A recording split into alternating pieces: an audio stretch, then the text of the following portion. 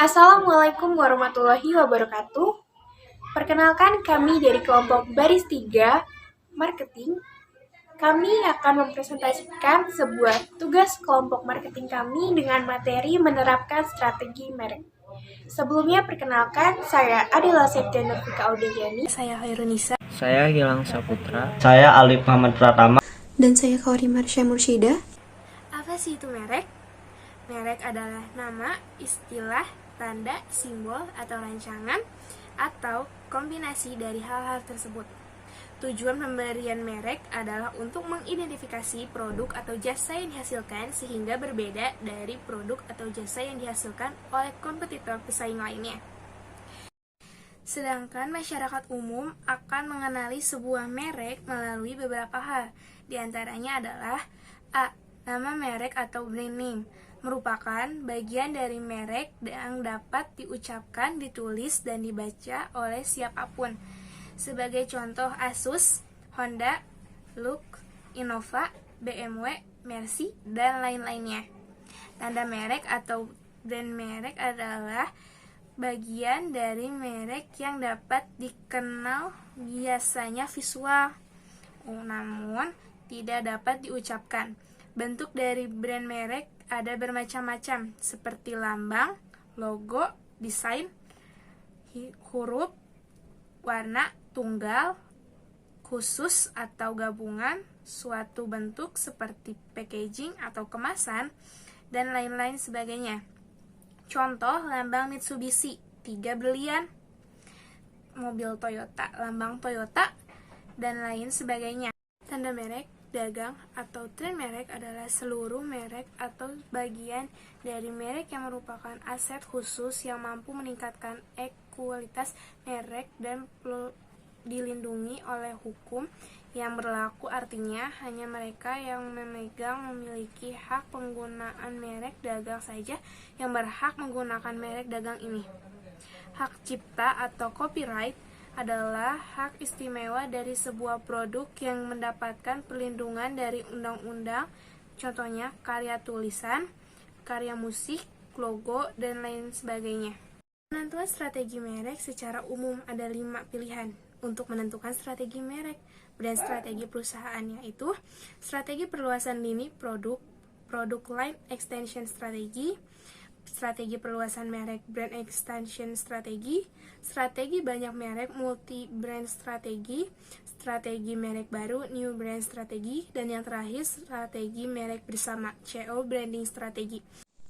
Merek bersama atau co-branding strategi adalah penggunaan dua merek untuk satu produk, atau biasa disebut juga dengan kerjasama branding. Dan strategi ini ditempuh perusahaan untuk mendapatkan kekuatan dari masing-masing merek tersebut. Biasanya, strategi ini ditempuh oleh perusahaan yang sudah memiliki merek yang terkenal dan sudah sangat kuat, sehingga penggunaan dua merek tersebut akan semakin menguatkan posisi produk di pasar. Penguatan merek tersebut akan memiliki dampak meningkatkan jumlah konsumen dari produk tersebut, karena adanya penambahan jumlah konsumen dari masing-masing merek yang sudah eksis di pasar tersebut. Hal yang perlu diwaspadai dari penggunaan merek bersama atau CO branding adalah dalam memilih merek yang akan diajak kerjasama, karena jika nanti salah satu merek mengalami kejatuhan di pasar, maka merek yang lain akan terpengaruh juga. Contoh produk yang menggunakan strategi CO branding adalah air minum dalam kemasan AMDK, merek Aqua dengan merek dunia Danone, menjadi Aqua Danone. Konsep dan langkah kunai strategi branding atau merek. Sebelum kamu memulai dan sebelum mengerjakan strategi merek Anda, pastikan telah mengidentifikasi strategi pemosisian kompetitif Anda. Strategi merek Anda akan menghidupkannya. Jika Anda memiliki strategi merek, pastikan itu seefektif mungkin. Lakukan polling pelanggan, karyawan, dan vendor Anda dengan audit merek. Apakah itu akan membuat mereka terkesan dengan strategi Anda? Jika tidak, maka kerjakan elemen yang bisa Anda tingkatkan. Strategi perluasan lini produk atau produk line extension strategi. Strategi perluasan lini produk artinya perusahaan membuat produk baru atau produk tambahan dalam lini produk yang sama dan juga menggunakan merek yang sama, tetapi dengan tambahan atau fitur tertentu seperti bentuk, rasa, kandungan, ukuran, kemasan, dan lain sebagainya. Strategi ini banyak diterapkan oleh perusahaan yang sudah berhasil dengan merek produk pertama, kemudian ingin meningkatkan volume penjualan atau memang masih memiliki kapasitas produk sehingga perusahaan memutuskan untuk menambah lini produk baru. Dalam menggunakan strategi perluasan lini produk baru ini, ada yang harus diperhatikan, yaitu jangan semata-mata karena kelebihan kapasitas produk, tetapi harus juga benar-benar dipikirkan aspek pasarannya. Jangan sampai dengan menambahkan perluasan lini produk yang ada bukan omset penjualan yang meningkat, tetapi terjadi kanibalisme yang tidak terkendali. Dan lebih berbahaya adalah kelemahan produk utama atau produk yang sudah terlebih dahulu eksis di pasar. Kanibalisme bisa saja terjadi jika dalam jumlah yang wajar tidak menjadi masalah, karena akan lebih baik konsumen yang tidak tertarik dengan produk pertama diambil oleh produk kedua ini daripada dimakan kompetitor. Contoh dari strategi perluasan lini produk adalah Indomie goreng dengan Indomie goreng ayam, Super Mie Soto dengan Super Mie Soto Banjar, Sampo Sanslik dengan aneka variannya, dan lain-lain. Strategi perluasan merek atau brand extension strategi. Strategi perluasan merek adalah saat perusahaan memutuskan untuk menggunakan merek yang sudah ada, yang biasanya memang sudah berhasil di pasar untuk digunakan sebagai merek produk baru dalam lini produk yang berbeda. Dengan menggunakan merek yang sudah ada, perusahaan berharap proses pengenalan produk ke pasar akan lebih mudah, karena brand atau merek tersebut sudah dikenal oleh konsumen. Menggunakan merek yang sudah ada dan sudah dikenal luas oleh konsumen memiliki banyak keuntungan, termasuk di dalamnya biaya untuk mengenal merek menjadi lebih kecil. Biaya untuk promosi juga menjadi berkurang karena reputasi merek yang sudah dikenal oleh konsumen atau kesadaran merek tersebut atau brand awareness sudah tinggi, sehingga tingkat kepercayaan konsumen terjadi terhadap produk baru tersebut sudah kuat. Yang perlu diwaspadai oleh pemasar dalam menggunakan brand extension strategi ini adalah produk baru jangan sampai gagal, karena jika produk baru tersebut yang notabene menggunakan merek yang sudah dikenal luas sebagai merek produk yang sukses mengalami kegagalan, maka produk pertama akan ikut terpengaruh kinerja. Contoh penggunaan strategi perluasan merek adalah penggunaan merek Dove, sampo Dove, sabun mandi Dove. Strategi banyak merek atau strategi multi-brand. Strategi multi-brand adalah strategi yang dimana perusahaan menggunakan banyak merek untuk di setiap produknya.